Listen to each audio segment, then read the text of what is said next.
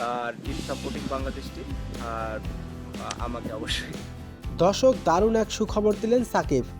সবার অনুরোধে এক ম্যাচের জন্য চ্যাম্পিয়ন ট্রফি খেলতে পাকিস্তানের উদ্দেশ্যে উড়াল দিলেন সাকিব।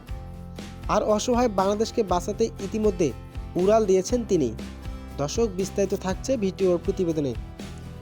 চ্যাম্পিয়ন ট্রফি খেলছে বাংলাদেশ ক্রিকেট দল। ইতিমধ্যে 2টি ম্যাচ খেলে ফেলেছে টাইগাররা। প্রথম ম্যাচে ভারতের বিপক্ষে হেরে গেছে শান্তর দল। ওই দিন ব্যর্থ ছিলেন সৌম্য সরকার, সেই সাথে ব্যর্থ ছিলেন বাংলাদেশের অধিনায়ক নাজমুল হোসেন শান্ত।